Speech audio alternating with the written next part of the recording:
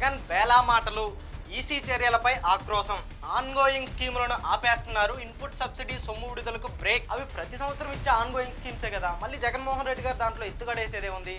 కేవలం చంద్రబాబు నాయుడికి పేదల మీద ఉండే కక్ష, ఓడిపోతున్నాడనే భయంతో పేదలకు అందాల్సిన పథకాలని అందకుండా ఎప్పుడు స్కెడ్యూల్ ప్రకారం ఆన్గోయింగ్గా అందే స్కీమ్స్ అన్నిటినీ కూడా నిలిపేయాలని చెప్పి ఈసీకి ఫిర్యాదు చేసి వాళ్ళని ఆపిచ్చేసాడు. మొన్నటిదాకా పెన్షన్ డైరెక్ట్గా ఇంటికి తెచ్చిస్తుంటే ఏ మాదిరిగా పిటిషన్లు వేసి ఆపాడు, అదే మాదిరిగా వైఎస్ఆర్ చేయూత, ఈబీసీ నేస్తాం, కాపు నేస్తాం, విద్యాదీవెన, రైతుల పంట నష్టానికి ఇవ్వాల్సిన సబ్సిడీ, ఖరీఫ్ కాలం మొదలవుతుంది, వాళ్ళ పంటలకు కావాల్సిన ఇన్పుట్ సబ్సిడీ వేటిని ఇవ్వకుండా చంద్రబాబు నాయుడు, టీడీపీ వాళ్ళంతా కలిసి పేదలకు అందాల్సిన సంక్షేమాన్ని పూర్తిగా అడ్డుకొని ఈసీకి ఫిర్యాదు చేసి వాళ్ళ చేత అడ్డుకునేలా చేశాడు. కానీ ఇక్కడ మీరు గమనిస్తే వైసీపీకి టీడీపీకి మధ్య ఉన్న తేడా ఏంటంటే 2019 ఎలక్షన్ షెడ్యూల్ వచ్చినా కూడా చంద్రబాబు నాయుడు లిటరల్గా ఓట్లు కొనేందుకు పసుపు కుంకుమ పేరుతో మహిళల ఖాతాల్లో డబ్బులు వేశాడు. అంతేకాకుండా అప్పుడున్న ఆన్గోయింగ్ స్కీమ్స్ కూడా అలాగే కంటిన్యూ చేశాడు. ఎప్పుడు ఈసీకి కంప్లైంట్ చేయలేదు. కానీ వైసీపీ వాటిని ఎప్పుడు అడ్డుకోలేదు, ఎప్పుడు ఈసీకి కంప్లైంట్ చేయలేదు.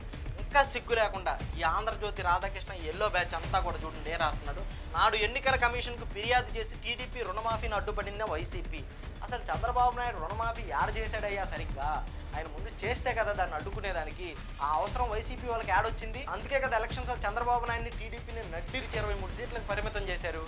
ఇంకా సిగ్గు లేకుండా ఈ రాతలు ఎట్రాయి బుద్ధి అవుతుంది? జనాలకేం తెలియదు అనుకుంటున్నారా? కేవలం పేదవాడికి అంతే సంక్షేమాన్ని అడ్డుకోవాలి, ఆ అడ్డుకొని దాన్ని చూసి సునకానందం పొందాలి అంతే, అంతకు మించి వేరే ఉద్దేశమే లేదు. రేపు మే 13వ తేదీ అందరూ ఎలక్షన్లో ఓటేసి జూన్ 4 వచ్చే రిజల్ట్స్తో అందరూ బుద్ధి చెప్పాలి. ఆ తర్వాత యథావిధిగా వైసీపీ ప్రభుత్వం ఫామ్ అవుతుంది.